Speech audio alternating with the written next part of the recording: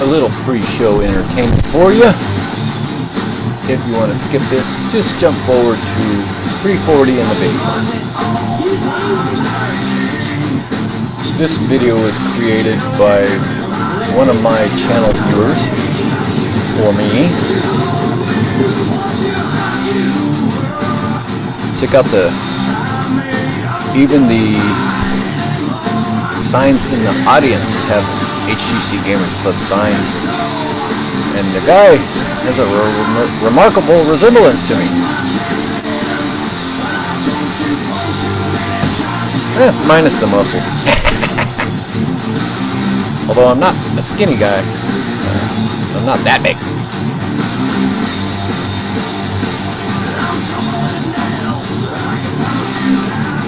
Look at that. Xbox repaired. Plus X. Super cool. The HGC Gamers Club. That's right, we're protecting gamers from these guys.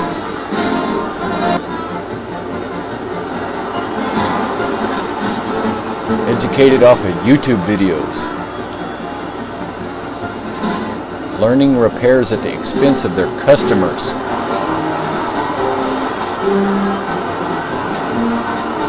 Real jokers.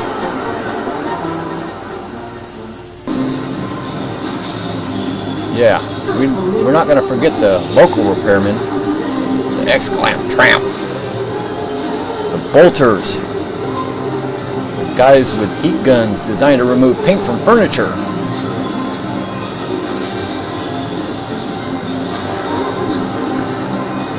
People that charge your children for fake repairs that don't last. Learning through trial and error at the expense of your expensive electronics.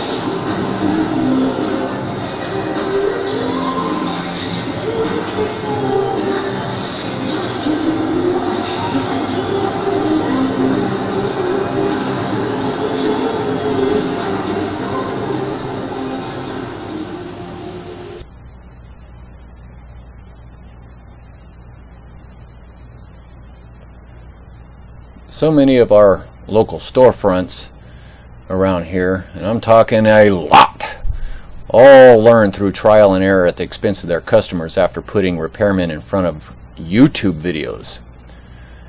Now, some of you guys think YouTube videos are alright. Well, the truth of the matter is, YouTube videos is only one possibility out of many. And when they try to fix stuff that isn't broken, they end your system. I have gotten so many re-repairs from every single one of the shops around here, it is not fun. So, I take the revenue from this channel, it's represented by that case, and sometimes pay for kids' repairs that can't afford them using the revenue of this channel. So stop by from time to time, watch a video. Stay safe, happy gaming, everybody.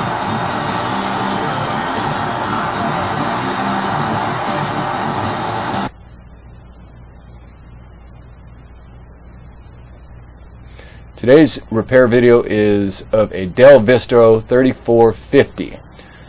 This video will show you complete disassembly with the exception of the screen, which is really simple to do, and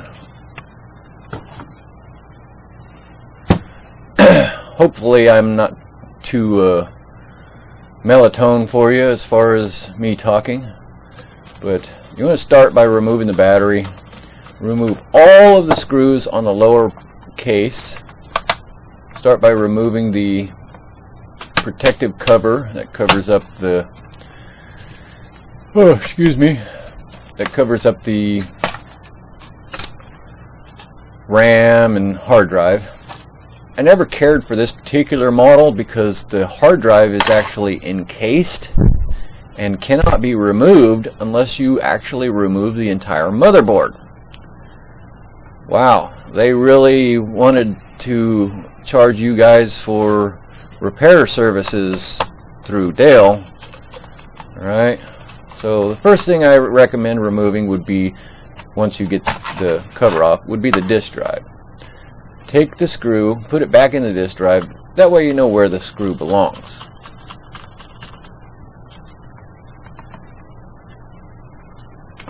Then you're going to remove all of the screws on the back side of the laptop.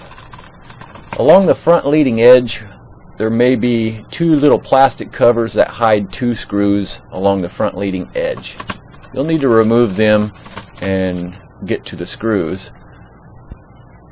But pay close attention to making certain that you get all of your screws removed. Otherwise, you might break something trying to separate the case. Now, as you take the screws out, place them in order on something. As you can see here, I'm placing them on the lower cover plate.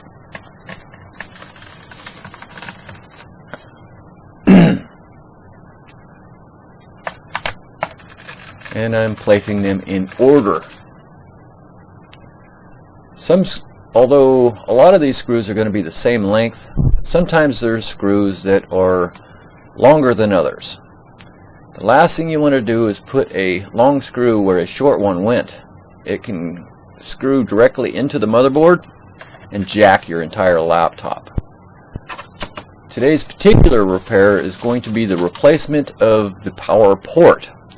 Although this disassembly video will allow you to remove or replace the hard drive or motherboard or USB boards, replace the entire lid to the laptop itself, the screen and all, if that's what you need done.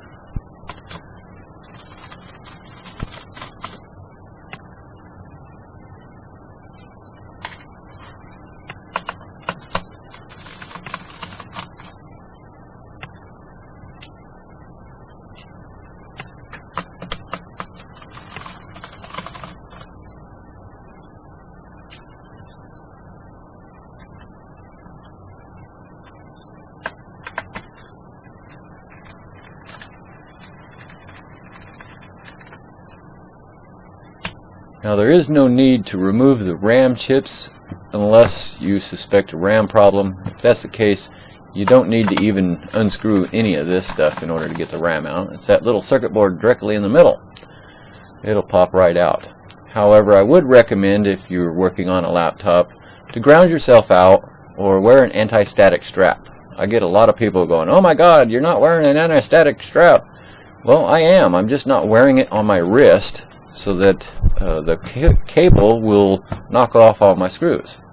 After you get all the screws removed from the bottom, you're going to need to remove the keyboard. That's simple enough. Get a flat spudger and release the little locking pins at the top side of the keyboard, and it should pop right out. Like so. Be very gentle. There's two ribbon cables on this particular model. Release the ribbon retainer clips and lift that away and very gently set it somewhere out of the way.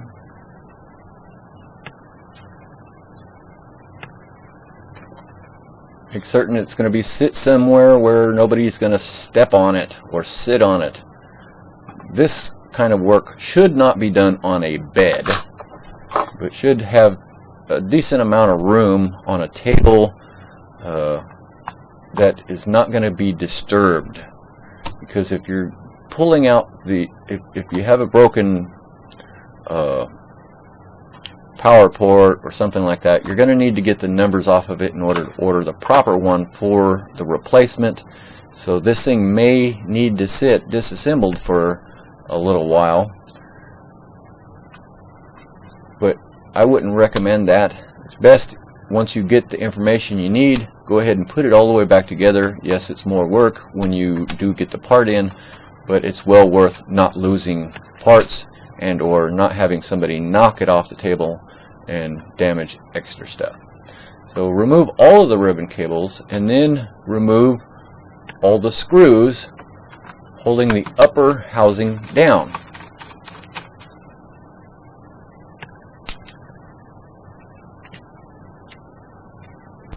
And yes, I'm narrating after the fact.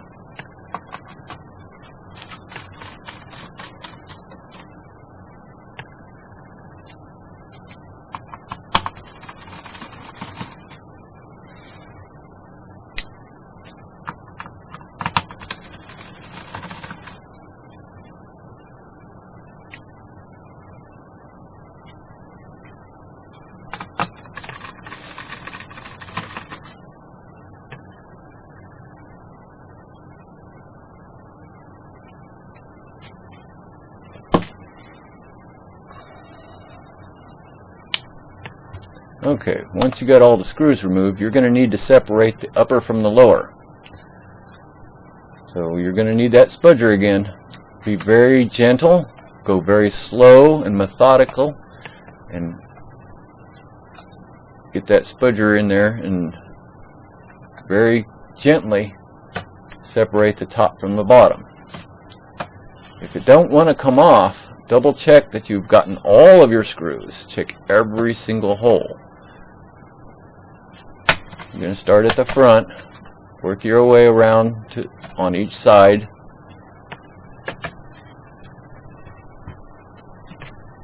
It should come off fairly easily. Sometimes they're stuck from gunk and dirt.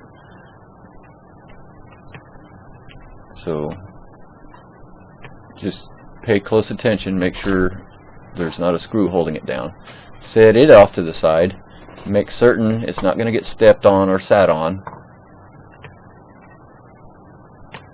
Alright, once you do that, you're going to need, for the replacement of the power port, you're going to need to remove that top cover on the back. The screws have already been removed, so you're going to need your spudger again.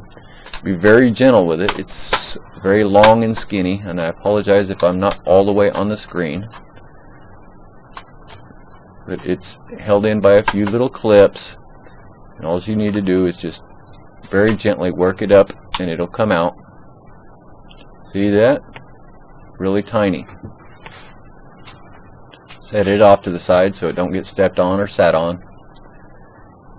Okay, so the port is still partially covered by the upper screen or lid.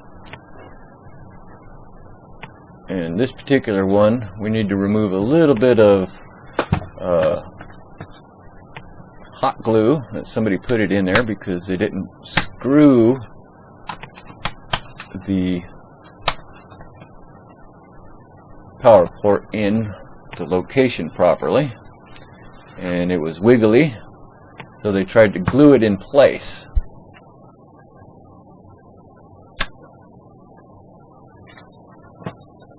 It's not a real big deal, as long as they don't put a mountain of hot glue in there, which they didn't. They did it very gentle, a very small amount, just enough to lock it in place, but wasn't enough. Over time it broke free and the port wound up being damaged due to being able to wiggle around. Alright. So, in order to get all this stuff out of there, out of the way, we're going to have to disassemble a lot more of this laptop. So here we go. Take a marker and mark all of the screws on the motherboard that are holding the motherboard in place. This way you know exactly where to put the screws back. There's a lot of empty holes that go to screws that are on the upper as well as lower, so you don't want to be putting screws in the wrong locations. For this, I'm going to add a little extra place to put screws by pulling the disk drive down a little bit. We're going to put the screws on top of it.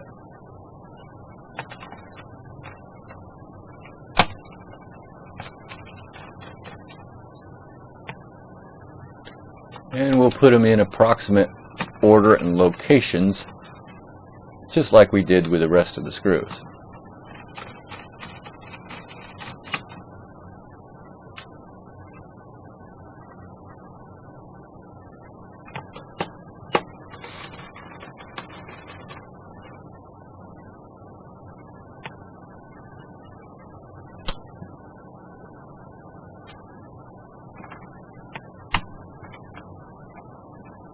Now, unplug the fan and other cables. Sometimes it's best to use a pair of tweezers or something to be able to get right in behind the little notches in order to free them up. You don't want to pull directly on the wires if at all possible. So very gently just rock them back and forth, giving them outward pressure, and they will come free.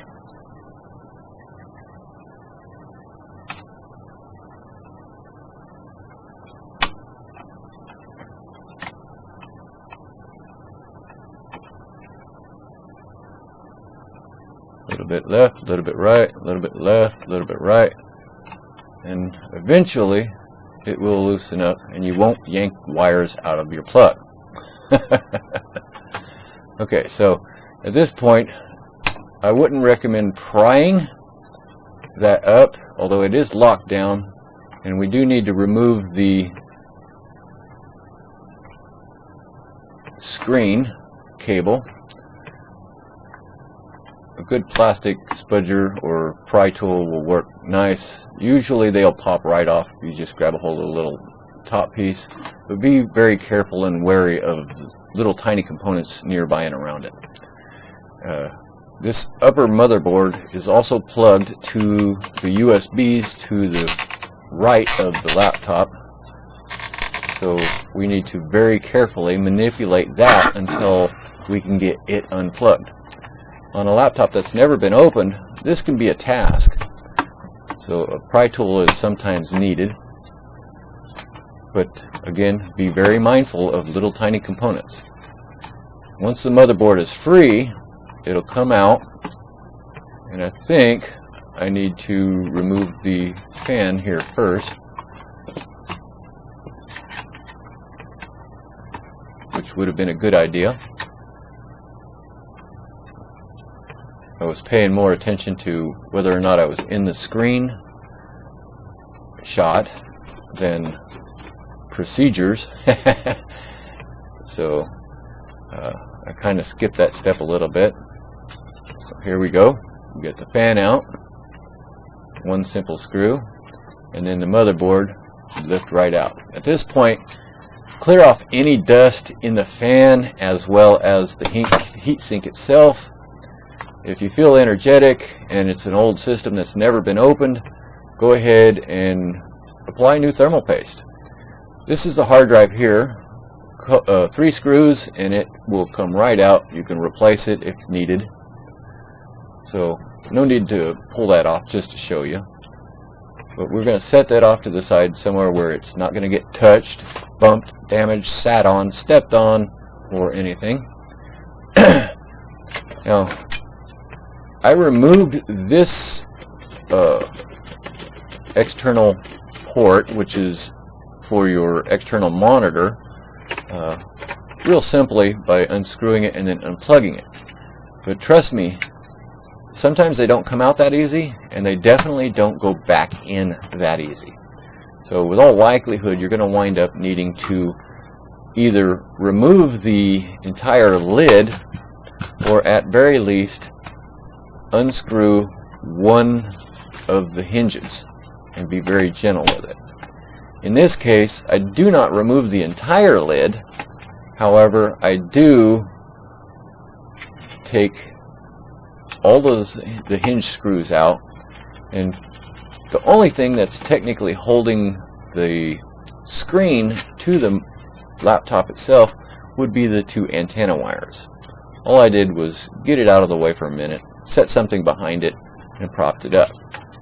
Now you will see me struggling a little bit with this at first because I wanted to try and do it without removing the entire screen. But it just wasn't good enough, so I wound up going ahead and removing the entire thing. And then just propping it up, which would be recommended.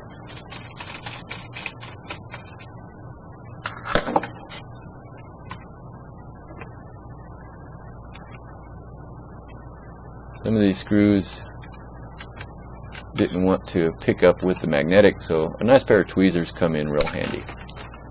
and we're just going to gently slide that back and out of the way, and then put something behind it and prop it up, because this particular repair will be quick and simple. Unless, of course, you got video camera cables hanging over your head and you're trying to pay attention to whether or not everything's on screen. Ha ha! Alright, so we got our screws here to the hinges, so we're not losing them. We need to remove one screw. For this one, it wasn't quite in the port. We're going to remember where that was. And when I removed the port, I noticed that there was a little piece of that port, power port left in there from where it broke off. Now, to find the specific model number of the port, you look on that little white tag that's on there. Now, don't throw this away.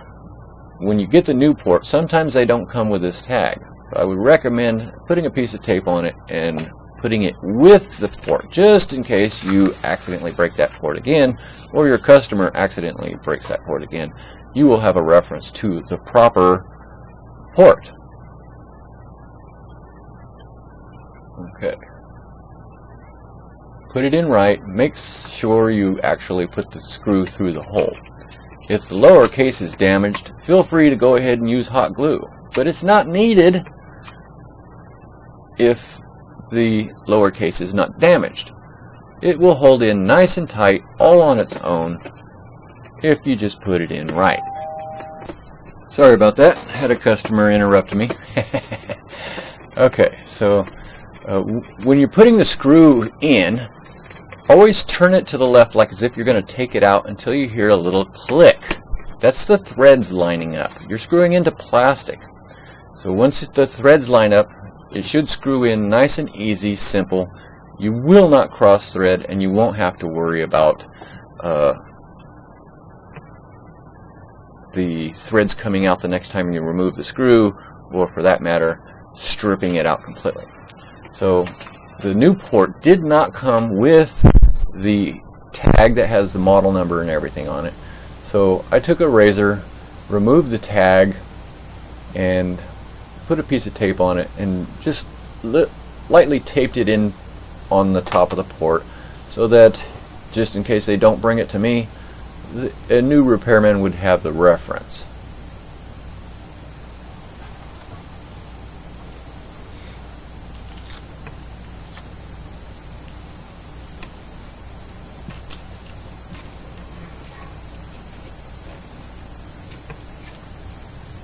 Won't hurt a thing.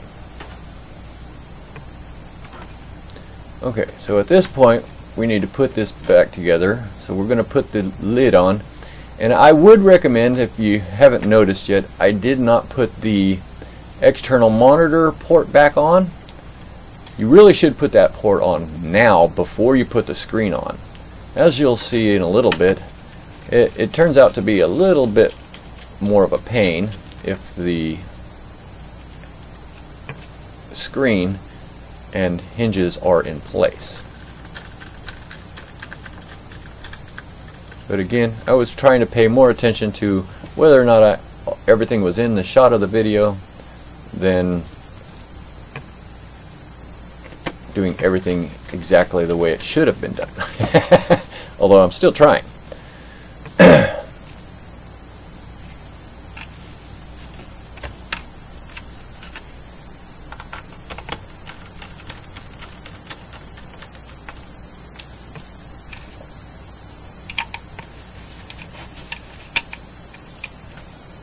Okay, line up the power cable in the little slot where it was before.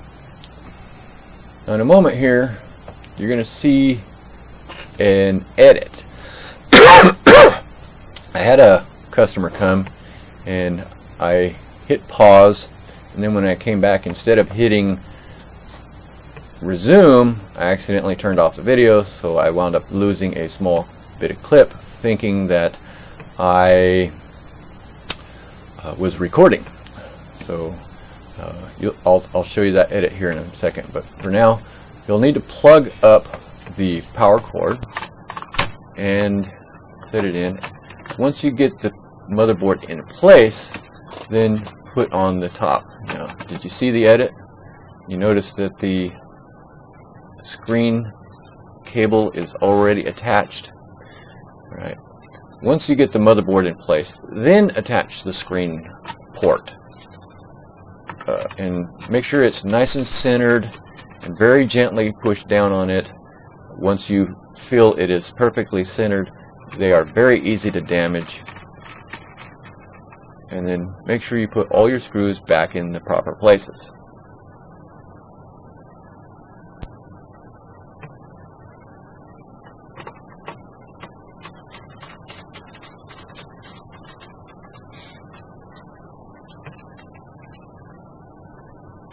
And little missteps like this are always why I totally recommend watching a video all the way through, at least once, while paying attention, before you start any task. Know your limitations. If there's anything about this that is uncomfortable to you, or you're not sure of, you are far better off to pay somebody that's experienced and knows what they're doing than to continue on about what you're doing and damage something. Alright, now see what I'm talking about it being kind of not quite easy to get that back in. Actually, I have to loosen the screws to the hinge enough to allow that to get in there, if I remember right.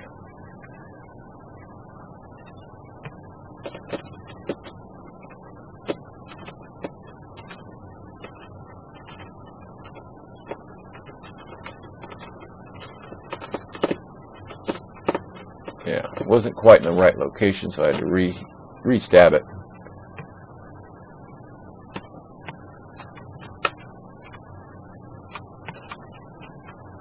And this is why I say I should have put it on before I put the screen back on. It would have been so much easier. It would have just dropped right into place, and I wouldn't have had any of this problem. Taking up your valuable time watching me fumble with this particular little tiny circuit board. But it worked out in the end.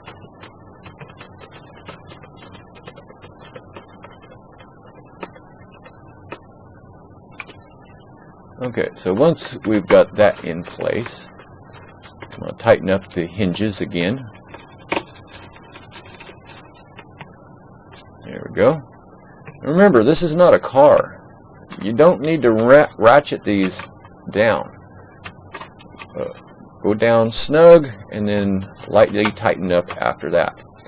Now the fan has got a little bevel on the front edge of it. It'll need to go in and slide down first, and then the single screw that holds the fan to the lower casing will go right in. Now there is a screw that goes to the upper part of the fan,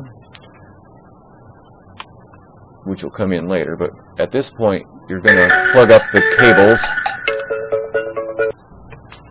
Interruption after interruption. It never ends. Anyway, once you get the cables plugged up here, and all the screws are in place, you're going to double check, make sure everything that needs to be connected is connected. So let's hook up the speaker wires down here. We're going to check the antenna wires, make sure we didn't bump them. We're going to check the screen cable. We're going to double check that everything is in its place before we go any further. Once we're satisfied with that, then we will go to putting the lid back on the laptop. Okay? You'll just, yeah, it's a good idea to clean that up a little bit before you put it in at this point. Slide it in top toward the monitor first, and then just gently manipulate it until it falls into place, and then just press down lightly around the outside edges, and then everything should click right into place. At this point, you'll want to put in all your ribbon cables. A nice pair of tweezers come in really handy for this, because some of them are pretty short.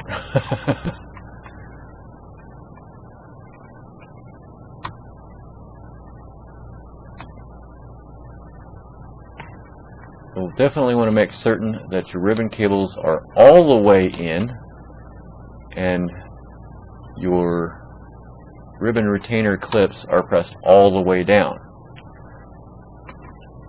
Once the ribbon retainer clip is pressed all the way down and you believe you have it in, look at it closely. There's usually a line on the ribbon itself. If it doesn't look flush, equal across the retainer, then pull it out and restab it. It should be flush, equal all the way across.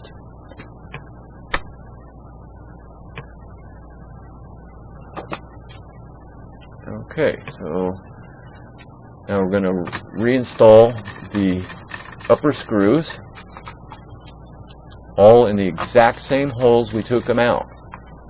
This is very important. Some of these screws, if I'm not mistaken, are just a little shorter or a little longer than others, and the last thing you want to do is screw one down into a component.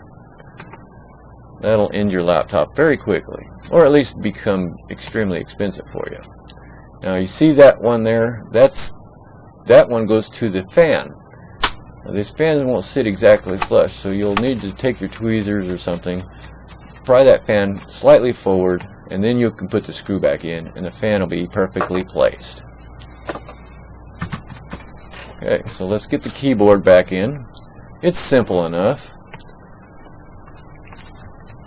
We're going to line up the bottom, and then we're going to lift it up and very gently and carefully stab the ribbon cables and lock them in place.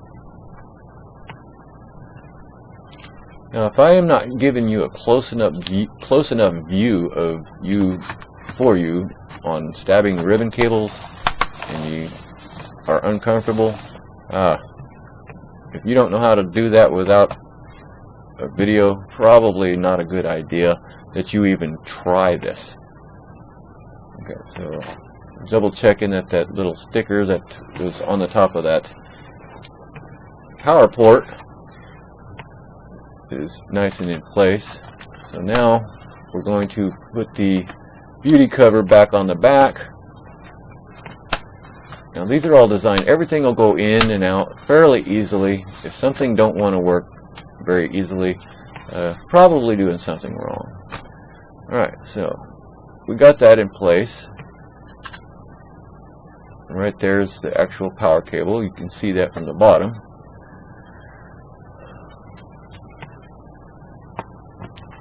All we got left to do now is put all of the screws back into the lower case. You will hear some light pops as you screw them down. Them are the little plastic clips between the upper and the lower, locking themselves in place. It's not a big deal, but always start a little bit to the left, then to the right once you feel that little click, and once it starts to snug up, then slightly tighten it a little bit more. If you hear a little crack or pop, that's fine. It's not a big deal. That's the upper and lower clicking together from little tabs that you might have missed when you originally pressed it. But you're not going to be tightening these things up like a car. Just a little past snug. Watch my hand. Go down. Once it snugs, you'll see me put a little teeny extra turn.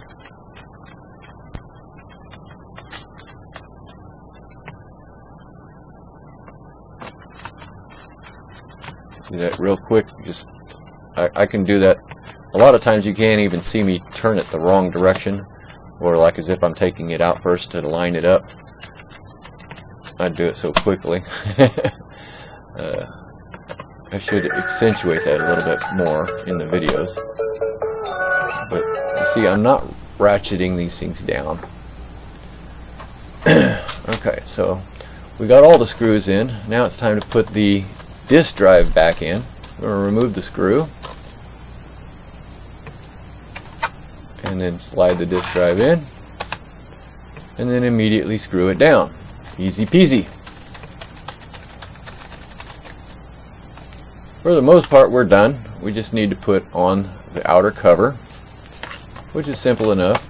Line up the tabs, slide it in place, press down a little bit on the sides. The top side will still be sticking up because it's got the screw.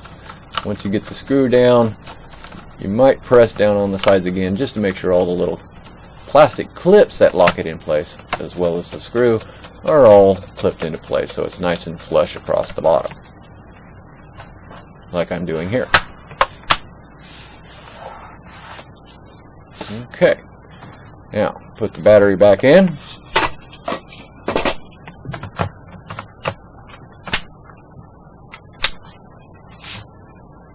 And we're done. All we need to do is hook up a power supply to it and test it.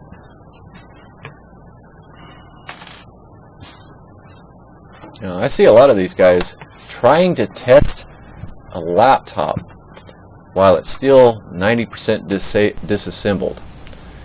Not always the best idea. If you're confident in what you're doing,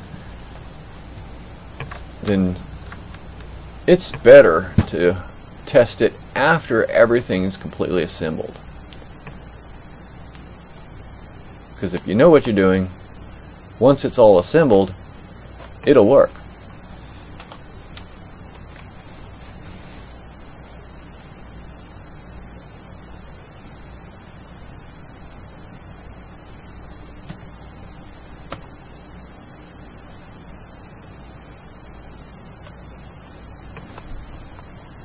There we go.